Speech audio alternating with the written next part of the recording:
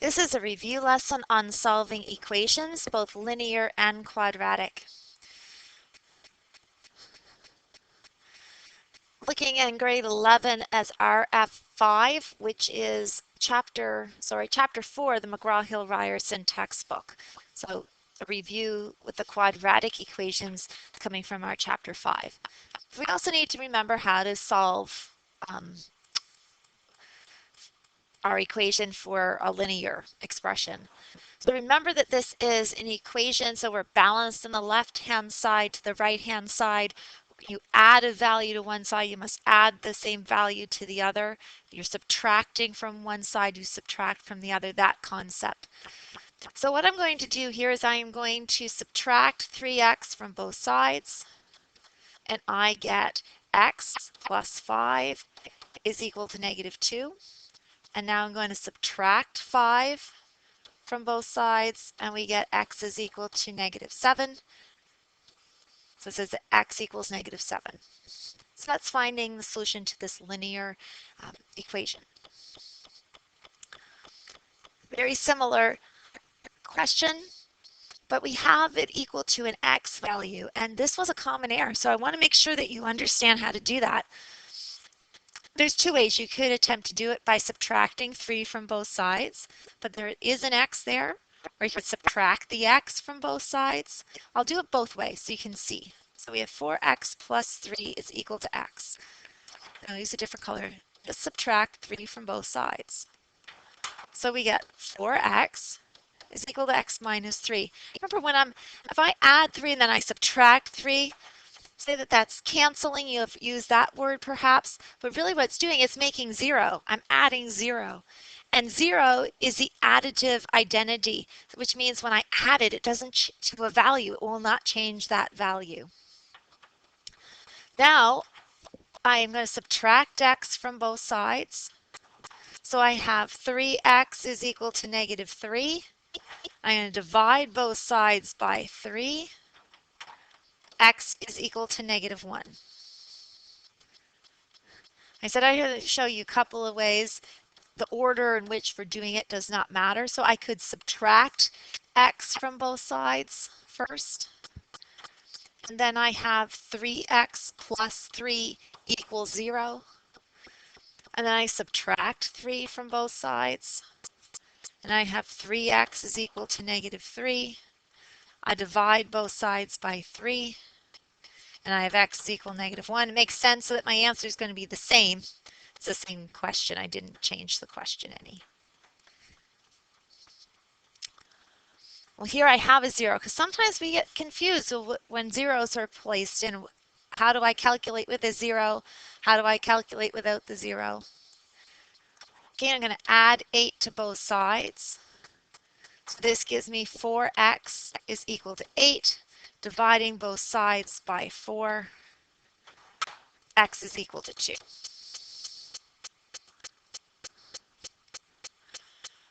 Now it's a little different. I don't have an x, so it's no longer just a line. I shouldn't say just I don't have an x, but I don't have just the value of an x. Right? My degree now is 2. I have x squared. We want to put our equation in this form, standard form. We are used to factoring where our x squared is a positive.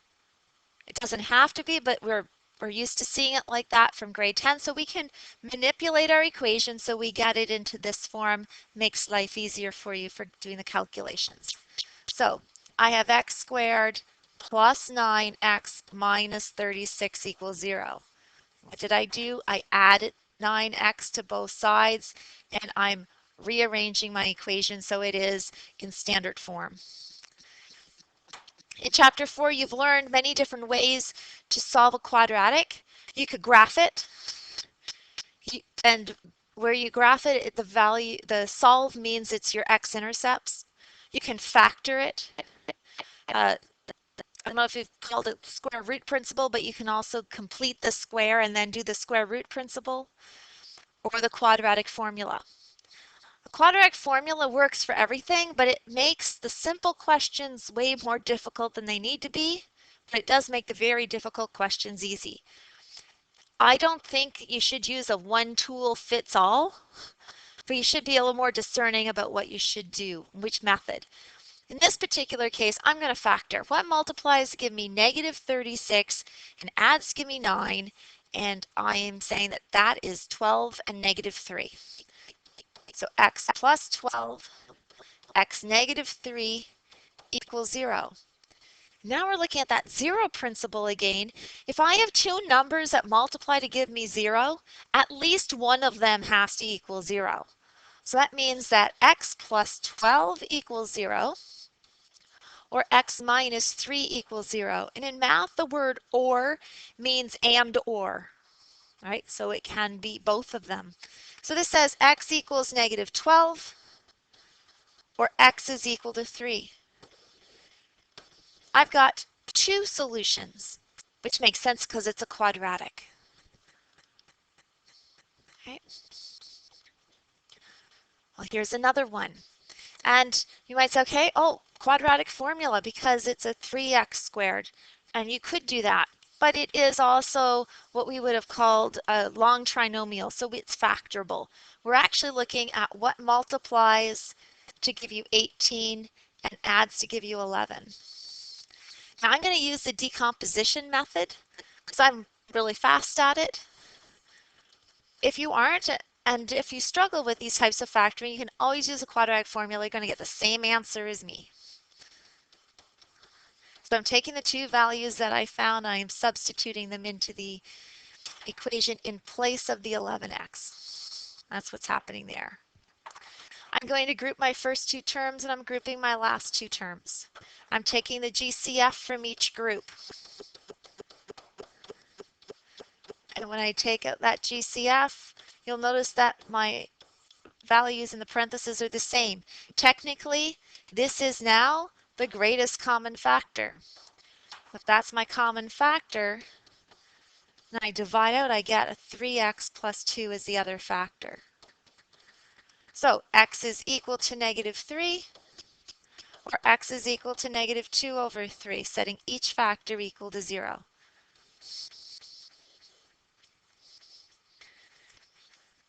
You don't always get two answers. A lot of them you will. If it's a perfect square, you will have one root, you'll have 1, 0, and it's possible that you get none. Now looking at this particular example, I'm asking myself, looks like I could factor, like a short trinomial. Well, multiplies give me 18, adds give me 12, there's nothing.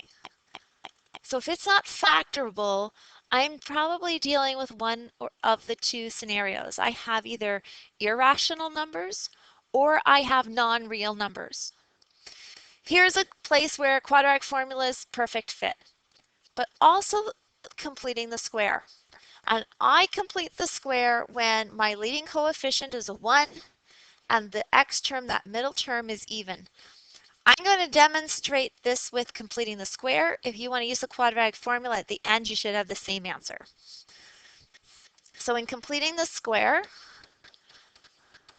I need to find a number that completes this, makes it a perfect square. I divide 12 by 2, I get 6. 6 squared is 36. I add 36, I must also subtract the 36. Because I cannot change its value, but I can change what it looks like. I'm adding a 0, and we know that adding a 0 does not change the value. Take that off because I want to factor the perfect square part. Well, that's the perfect square. So that's x plus 6 all squared minus 36 plus 18 equals 0. So that is x plus 6 all squared is equal to 18. I'm going to take the square root of both sides. Remember that it is plus or minus the square root of 18. On the square root of 18, well, I'm going to do this, negative 6 plus or minus, and that would be root 9 root 2, which is 3 root 2. And we have two answers. We have negative 6 plus 3 root 2, and we have negative 6 minus 3 root 2. Same answer if you use the quadratic formula. Well, let's get this one. Can I factor it? What multiplies give me 20, adds give me 5? Nothing. Okay, so I can't factor. It's not ideal for completing the square, so this would be a place where I'd use the quadratic formula. This is my A value, this is my B value, this is my C value. So it's really useful to know your quadratic formula. So x equals the opposite of b plus or minus the square root of b squared minus 4ac all over 2a. And in my head, I'm singing this every time. So I want you to put in those values and we're going to do the calculations. So our b is 5, so it's a negative 5 plus or minus on the square root, the plus or minus square root of b squared, so that would be now 25 minus 4 times 2 times 10 by 2 times 2. So negative 5 plus or minus the square root of 25 minus 80 all over 4. And you might just say, well, I don't have to go any further, but we'll simplify here. Negative 55 under the square root all over 4. What does that tell us? Well, this tells us everything. This tells us that there are no real roots. So my answers are complex numbers. And that concludes our lesson.